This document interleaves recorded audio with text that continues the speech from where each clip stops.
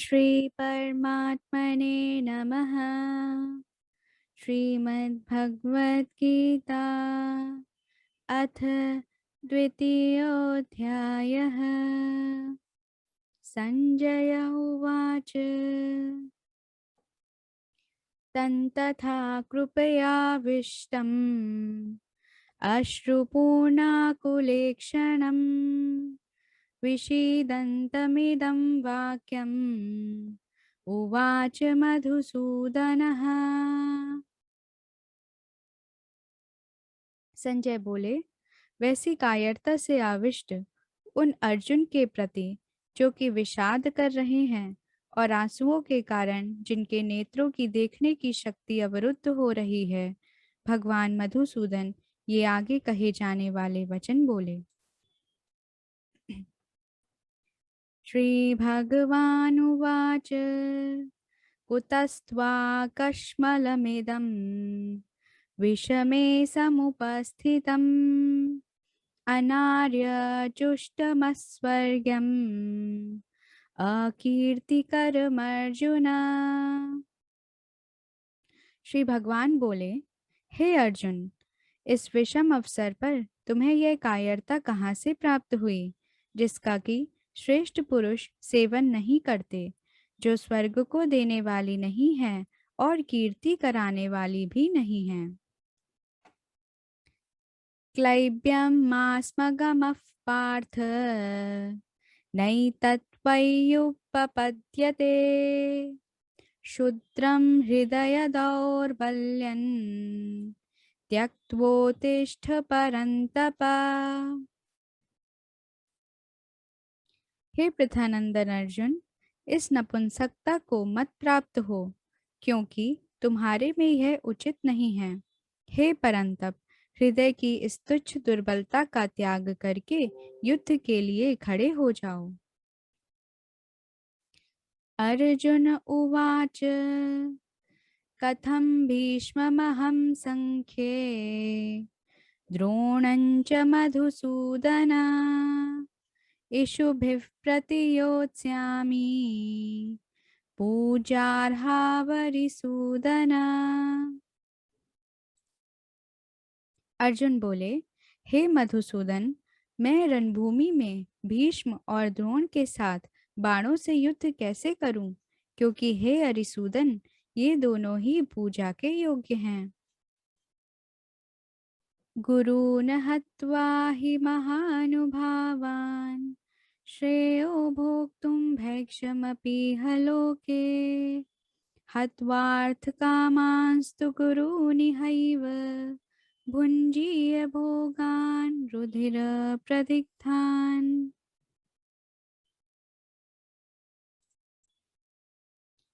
महानुभाव गुरुजनों को ना मारकर इस लोक में मैं भिक्षा का अन्न खाना भी श्रेष्ठ समझता हूँ, क्योंकि गुरुजनों को मारकर यहाँ रक्त से सने हुए तथा धन की कामना की मुख्यता वाले भोगों को ही तो भोगूंगा।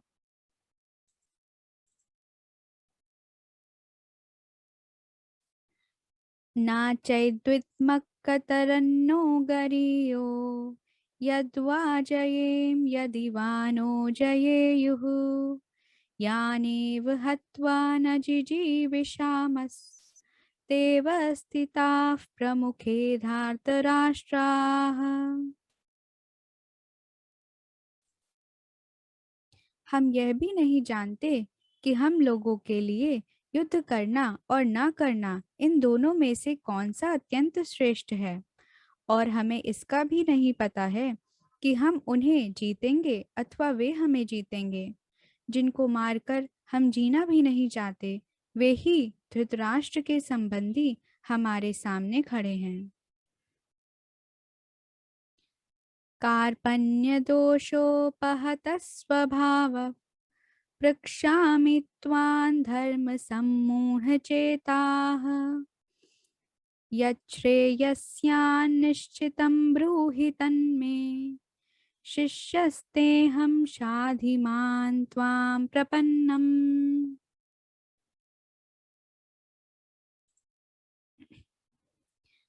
कायरता रूप दोष से तिरस्कृत स्वभाव वाला और धर्म के विषय में मोहित अंतःकरण वाला, मैं आपसे पूछता हूँ कि जो निश्चित कल्याण करने वाली हो वह मेरे लिए कहिए। मैं आपका शिष्य हूँ, आपके शरण हुए मुझे शिक्षा दीजिए। ना ही प्रपश्यामि ममापनुद्यात् यक्षोकमुक्षोषडमिन्द्रियाणाम् अवाप्य भूमा वसपत्नमृद्धम् राज्यं सुराणामपि चाधिपत्यम्।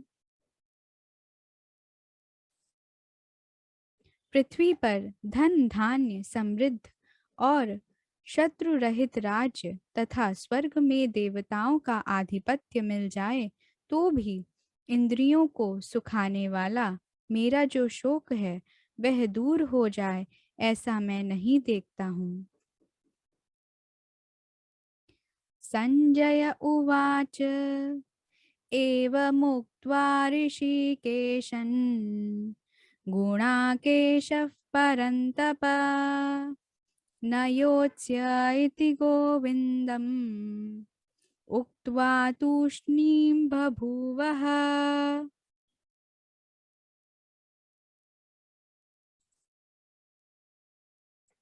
संजय बोले, हे शत्रुपातन धृतराष्ट्र, ऐसा कहकर निद्रा को जीतने वाले अर्जुन अंतर्यामी भगवान गोविंद से मैं युद्ध नहीं करूंगा ऐसा साफ साफ कहकर चुप हो गए।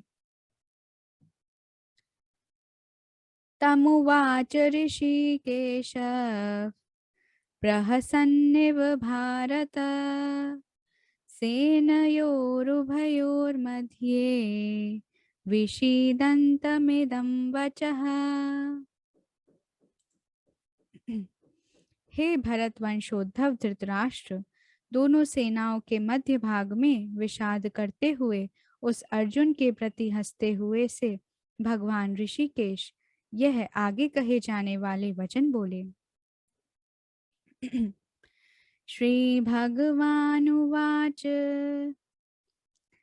अशोच्यानन्वशोचस्त्वं प्रज्ञावादांश भाषसे गतासून गतासूंश्च नानुशोचन्ति पंडिताः।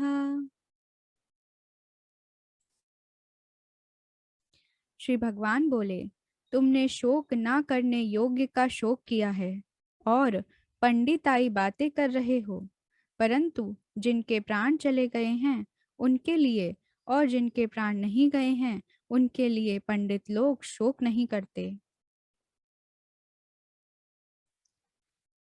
न त्वेवाहं जातु नासन् नात्वन्नेमे जनाधिपाः न चैव न भविष्यामः सर्वे वयमतः परम्।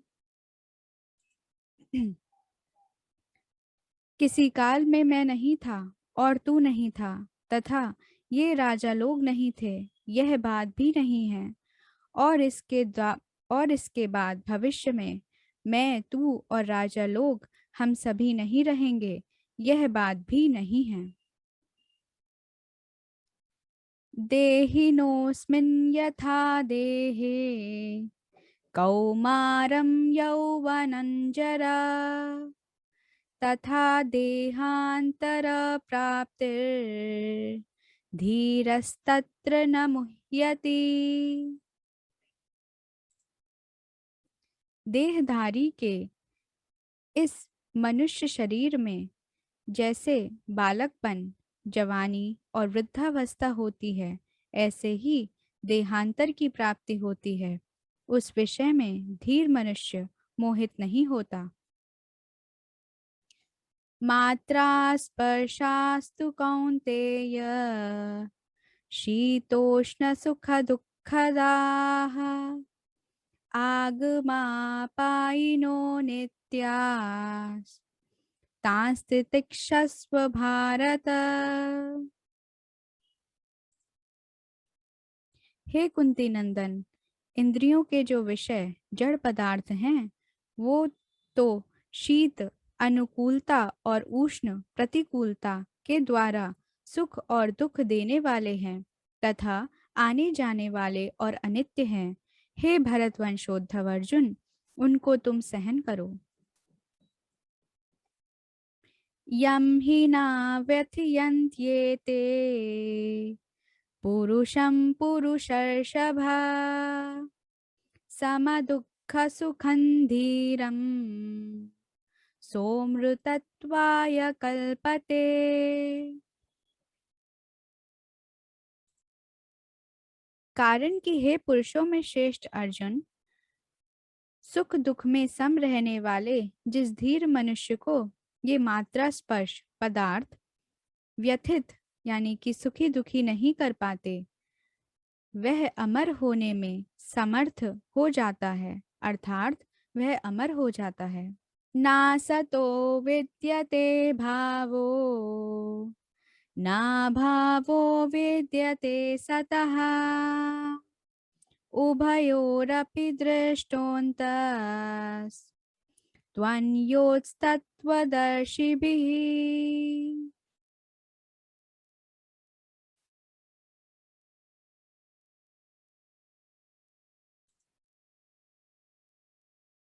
असत का तो भाव यानी सत्ता विद्यमान नहीं है और सत का भाव विद्यमान नहीं है। तत्वदर्शी महापुरुषों ने इन दोनों का ही अंत अर्थात अर्थात तत्व देखा है। अविनाशी तु तद्विद्धि येन सर्वमिदं ततम् विनाशमव्ययस्यास्य न कश्चित् कर्तुम् अर्हति। अविनाशी तो उसको जान जिससे यह संपूर्ण संसार व्याप्त है। इस अविनाशी का विनाश कोई भी नहीं कर सकता। अंतवंत इमे देहा नित्यस्योक्ता शरीरिणः अनाशिनो प्रमेयस्य तस्माद्युद्धस्व भारत।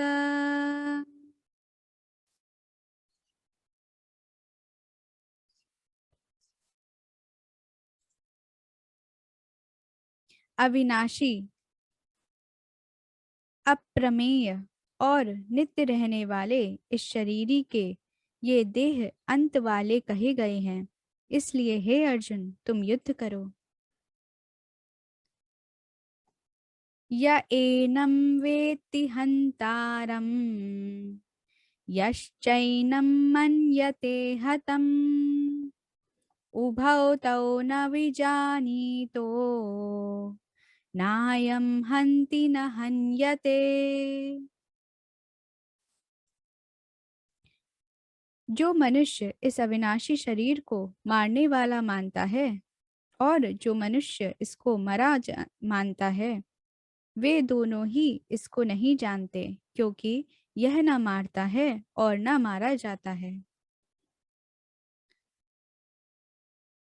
न जायते म्रियते वा कदाचिन् नायं भूत्वा भविता वा न भूयः अजो नित्यः शाश्वतोऽयं पुराणो न हन्यते हन्यमाने शरीरे।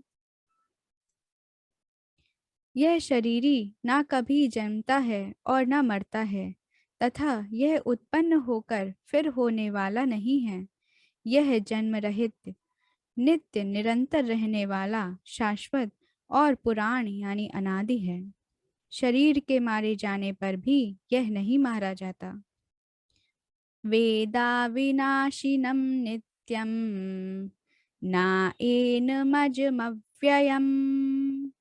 कथं स पुरुषः पार्थ कंघातयति हन्तिकम्।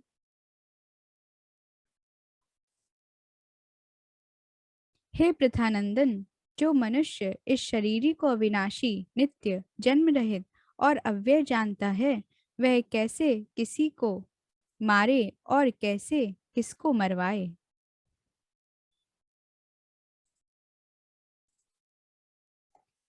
वसांसि जीर्णानि यथा विहाय नवानि गृह्णानि मन नरोपराणि तथा शरीराणि विहाय जीर्णानि अन्यानि संयाति नवानि देहि। मनुष्य जैसे पुराने कपड़ों को छोड़कर दूसरे नए कपड़े धारण कर लेता है, ऐसे ही देही पुराने शरीरों को छोड़कर दूसरे नए शरीरों में चला जाता है। नैनं छिन्दन्ति शस्त्राणि नैनं दहति पावकः न चैनं क्लेदयन्त्यापो न शोषयति मारुतः।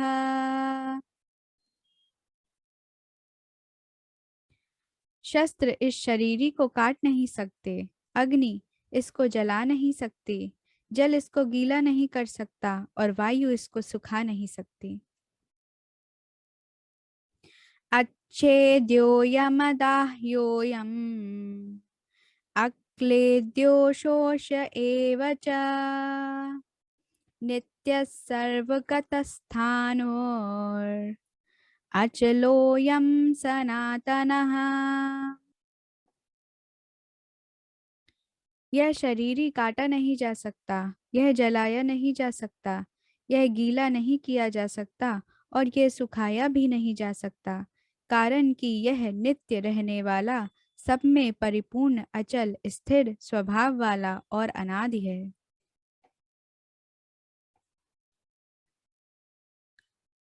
अव्यक्तोऽयमचिन्त्योऽयम् अविकार्योऽयमुच्यते तस्मादेवं विदित्वैनं नानुशोचितुमर्हसि।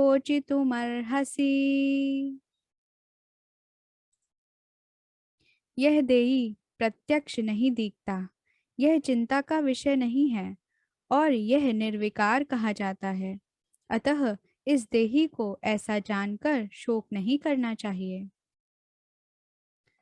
अथ चैनं नित्यजातं नित्यं वा मन्यसे मृतं तथापि त्वं महाबाहो नैवं शोचितुमर्हसि।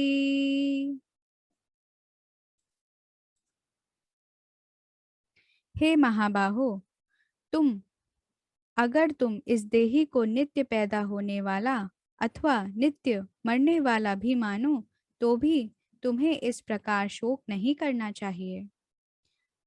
जातस्य हि ध्रुवो मृत्योर् ध्रुवं जन्म मृतस्य च तस्माद् परिहार्येऽर्थे न त्वं शोचितुमर्हसि। क्योंकि पैदा हुए की जरूर मृत्यु होगी और मरे हुए का जरूर जन्म होगा। इस जन्म मरण रूप परिवर्तन के प्रवाह का परिहार अर्थात निवारण नहीं हो सकता, अतः इस विषय में तुम्हें शोक नहीं करना चाहिए। अव्यक्तादीनि भूतानि व्यक्तमध्यानि भारत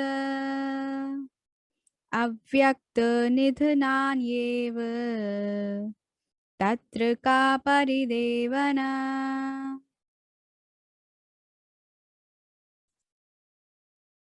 हे भारत, सभी प्राणी जन्म से पहले अप्रकट थे और मरने के बाद अप्रकट हो जाएंगे, केवल बीच में ही प्रकट दिखते हैं, अतः इसमें शोक करने की बात ही क्या है। आश्चर्यवत् पश्यति कश्चिदेनम् आश्चर्यवद् वदति तथैव चान्यः आश्चर्यवच्चैनमन्यः शृणोति श्रुत्वा पयेनं वेद न चैव कश्चित्। कोई इस शरीरी को आश्चर्य की तरह देखता है और वैसे ही अन्य कोई इसका आश्चर्य की तरह वर्णन करता है, तथा अन्य कोई इसको आश्चर्य की तरह सुनता है और इसको सुनकर भी कोई नहीं जानता, अर्थात यह शरीरी दुर्विज्ञेय है। देहि नित्यमवध्योऽयन् देहे सर्वस्य भारत तस्मात् सर्वाणि भूतानि न त्वं शोचितुमर्हसि। हे भरतवंशोद्धव अर्जुन, सबके देह में यह देही नित्य ही अवध्य है, इसलिए संपूर्ण प्राणियों के लिए अर्थात किसी भी प्राणी के लिए तुम्हें शोक नहीं करना चाहिए।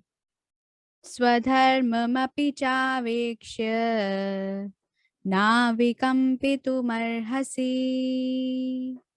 धर्म्याधियुत्थात् श्रेयोऽन्यत् क्षत्रियस्य न विद्यते। अपने स्वधर्म यानी शास्त्र धर्म को देखकर भी तुम्हें विकम्पित अर्थात कर्तव्य कर्म से विचलित नहीं होना चाहिए, क्योंकि धर्म में युद्ध से बढ़कर क्षत्रिय के लिए दूसरा कोई कल्याणकारक कर्म नहीं है।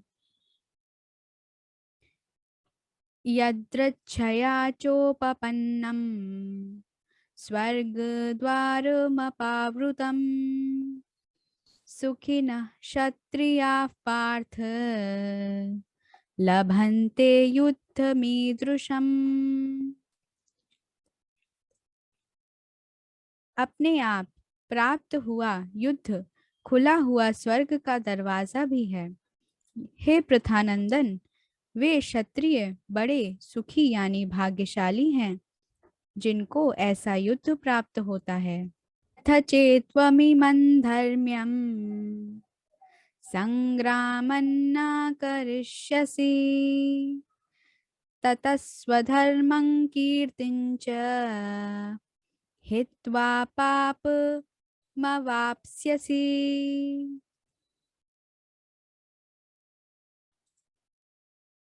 अब अगर तू यह धर्म में युद्ध नहीं करेगा तो अपने धर्म और कीर्ति का त्याग करके पाप को प्राप्त होगा।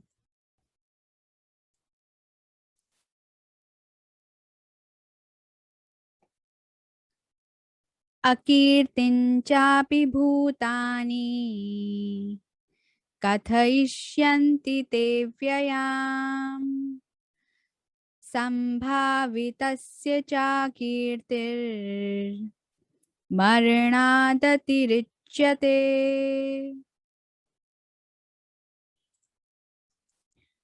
और सब प्राणी भी तेरी सदा रहने वाली अपकीर्ति का कथन अर्थात निंदा करेंगे। यह अपकीर्ति सम्मानित मनुष्य के लिए मृत्यु से भी बढ़कर दुखदायी होती है। हरे कृष्णा।